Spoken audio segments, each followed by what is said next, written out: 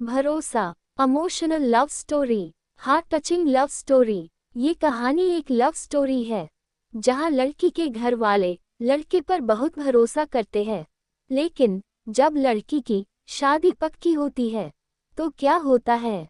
कहानी अंत तक जरूर सुने। मेरा नाम राजेश है। आज आपको मैं अपनी कहानी सुनाने वाला हूँ। मेरे घर के ठीक सामने एक लड़की रहने आई। वो अपने मामा के घर पर आई थी। उसका नाम दिया था। मेरी उम्र करीब 21 साल की है और दिया भी मेरी ही उम्र की है। जब पहली बार देखा तब देखते ही मुझे उससे प्यार हो गया, लेकिन उसने मेरी तरफ कोई ध्यान नहीं दिया। मैं अपने घर के बाहर ही बैठकर उसकी एक झलक का इंतजार करने लगा। इस उम्र का प्यार बड़ा सच्चा होता है। दिया से कैसे बात करूं, मैं यही सोचता रहता था। फिर दिया की बातें मेरी छोटी बहन से होने लगी। मुझे अच्छा लगा कि इसे बहाने मैं भी दिया से बातें कर सकूंगा। धीरे धीरे वो हमारे घर आने लगी। मैं भी कभी कभी उसकी तरफ देखकर मुस्कुरा देता था और बदले में उसकी मुस्कुराहट पाकर मुझे इतनी खुशी होती थी। दिया अपने मामा के यहाँ उनके एक रिलेटिव की शादी में आई थी। दिया मेरी बहन के साथ शादी की शॉपिंग करने जाया करती थी। मैं भी उनके साथ रहता था।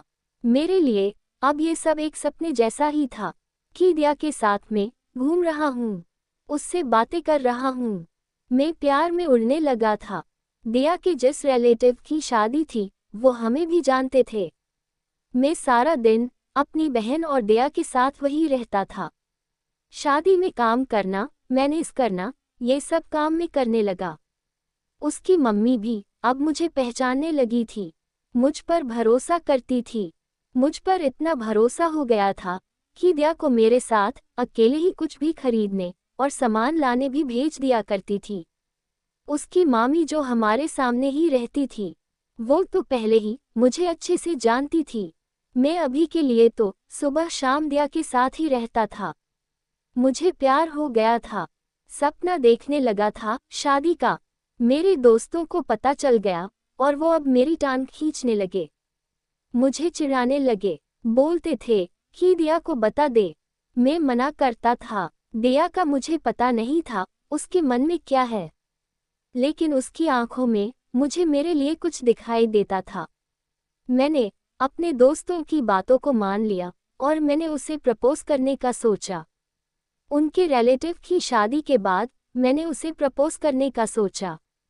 शादी हो गई। शादी के बाद भी हमारी बातें शुरू रही। सोचते सोचते वक्त निकला जा रहा था। मैंने सोचा था कि आज बोलूंगा, कल बोलूंगा। इसी में समय निकलता जा रहा था। इस दौरान उसकी मम्मी को कुछ काम आने की वजह से जाना पड़ा। दिया अभी भी वही थी। मैंने एक शाम अपनी घर की छत पर, जब दिया और हम दोनों अकेले थे, तब दिया को प्रपोज कर दिया। मैंने उसे कहा कि मैं उसी से शादी करना चाहता हूँ। वो मुझे देखती रही और थोड़ी देर बाद बोली कि वो भी मुझसे प्यार करती है। ये सुनकर मेरे कानों को यकीन नहीं हुआ। फिर बोली कि उसे कुछ बताना है। इतने में मेरी बहन वहां आ गई और वो चुप हो गई। उसके चेहरे पर भी एक अजीब सी खुशी थी। वहां से चली गई। उस रात मुझे नींद नहीं आई। मैं अपने और दिया के सपने संजोने लगा। फिर सुबह होते ही दिया की मामी मेरे घर आ गई। वो कहने लगी कि दिया को मैं उसके घर छोड़ के आ जाऊं, क्योंकि उसकी मम्मी है नहीं है, इसलिए उसे अकेले नहीं भेज सकते। मैंने पूछा क्या हुआ। उन्होंने बताया कि दिया की शादी तय हो चुकी है और लड़के की दादी बहुत बीमार है।